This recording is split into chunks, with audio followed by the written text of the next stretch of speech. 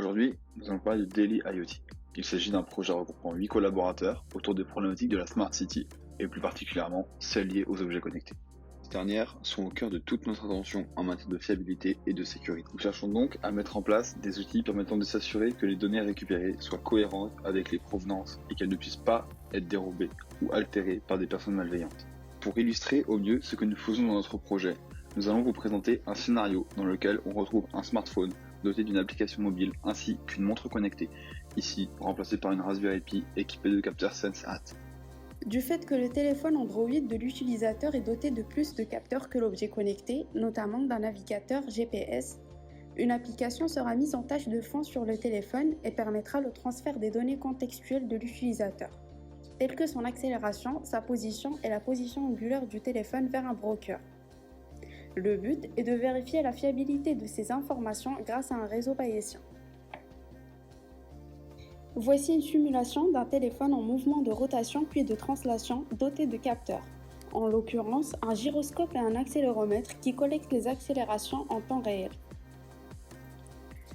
Sur cette vidéo, vous voyez une personne qui marche vers l'entrée de l'Enserve en utilisant notre application.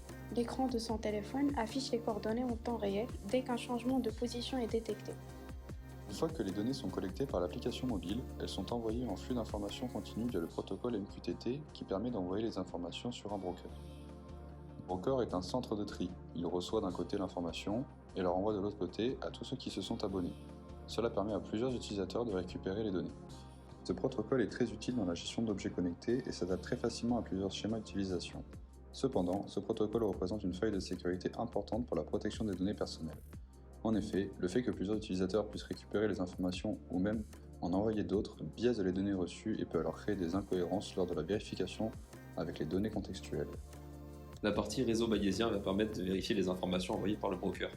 Pour ce faire, le calendrier de l'utilisateur est récupéré dans le réseau afin de le générer. Ensuite, les informations contextuelles reçues passent dans le réseau et sont confrontées à l'emploi du temps pour vérifier leur fiabilité.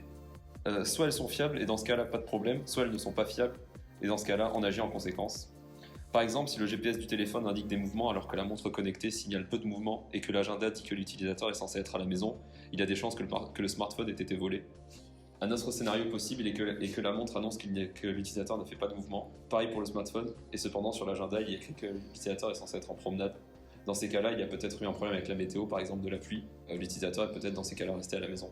De plus, ce réseau étant robuste, il permet d'éviter toute tentative de bypass de personnes mal intentionnées. Vous l'aurez compris, la sécurité lors du partage de données, que ce soit pour la vie privée de l'utilisateur ou l'efficacité et la fiabilité du système, est un point essentiel du projet qu'il nous reste à traiter.